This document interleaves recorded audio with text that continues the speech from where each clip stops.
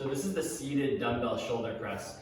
And I first want to change the angle of the bench because it's going to be a lot easier to see what I want to show you in terms of my explanation. But I first want to start off by saying that if you're at a gym, then you'll have access to a bench like this. If you're at your house and you don't have access to, a bench with a back to it, then it's totally fine to do this exercise just seated right here without a back.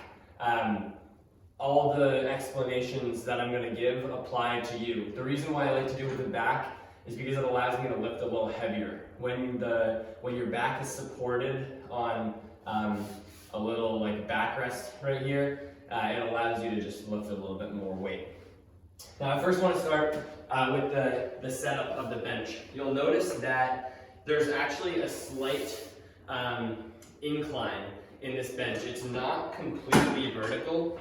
This would be about 90 degrees, or exactly 90 degrees actually, and you don't want that because it's going back one like this is going to allow your shoulders to be in a healthier position as you push up. If you're too straight up and down, then you're going to end up pressing the weight more in front of you unless you have a lot of shoulder mobility and you're able to get here. So this is just a healthier position for most people. And then from there, I want to talk about just the actual setup with your body.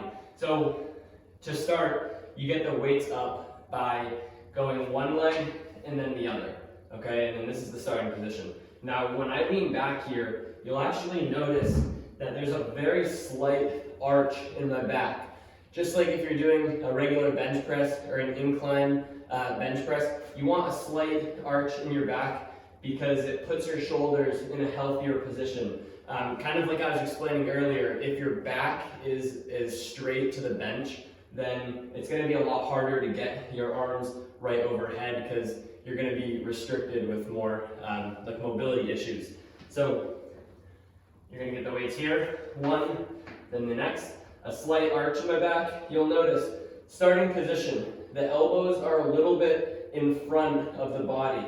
They're not flared out here, nor are they nice and snug in here. They're out at, a little bit in from this 0 degree angle, a little bit in from there. The dumbbells start just above the shoulder. That's where they're going to start, and that's where they're going to finish. So take a breath in, press up. Notice that at the top here, my arms are over my shoulders.